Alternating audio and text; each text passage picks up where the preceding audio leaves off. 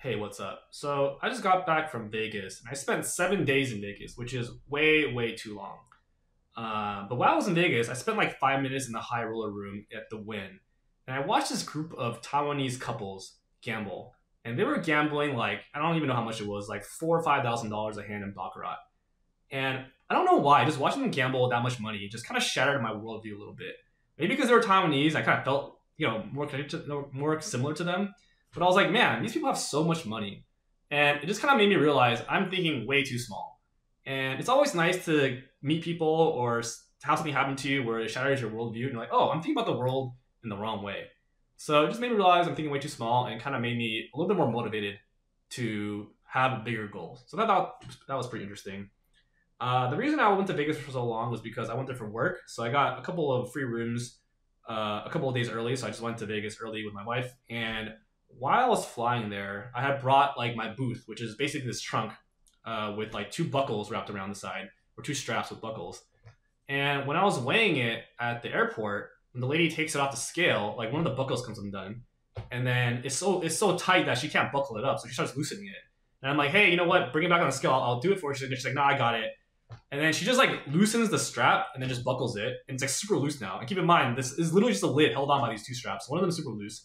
And she just throws it on the conveyor belt, and I'm just like, what the fuck? And then she's like, okay, next bag. And then she's so nonchalant about it, so I was like, and I'm just like watching this bag like go, into the other room with those, those little black straps or those little black dangly things. It just goes in there, and I'm like, all right, I guess that's it. And I was like, man, why didn't I say anything? And then when I got the bag on when I got to Vegas, like the strap was completely undone, and then the stuff inside my luggage was like coming out, and it was getting squished by the lid and the container, and then it was like getting really dirty. So it got everything dirty, and I was like, man, why didn't I say anything?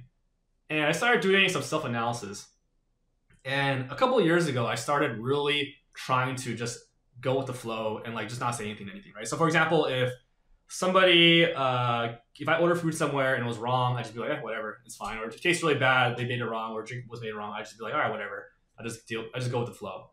And which is the exact opposite of what I used to be like. Because growing up, I grew up in New Hampshire, where my mom was like the only Chinese lady there. And she was always like, hey, if anything happens to you, you always gotta say anything, right? So she always has to stand for yourself, always gotta speak out. So that's how she always raised me. And I was like, all right.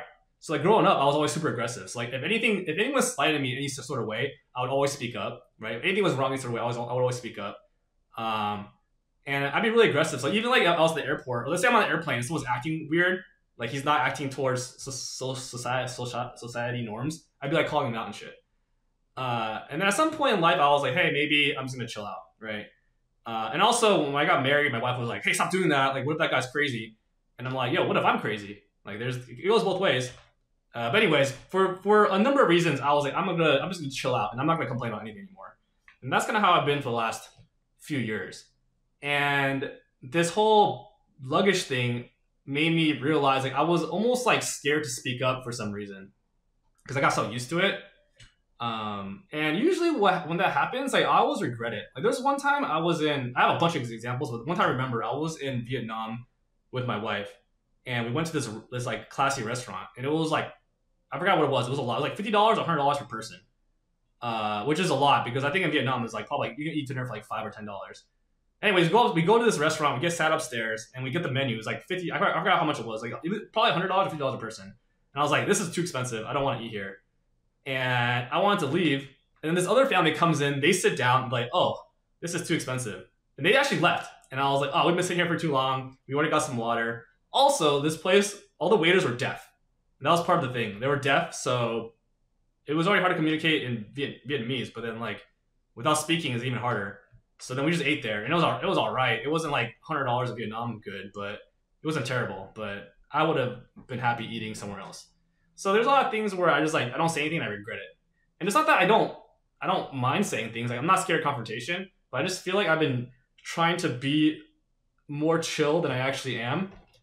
And I feel like that regret ends up making me less chill. So I don't know, something I'm learning about myself. I wonder how everyone else handles it. I know I have a lot of friends that don't like to speak up and they're okay with whatever happens, but then I feel like I'm okay with speaking up, and then whenever I pretend to be okay with it, but I'm actually not. So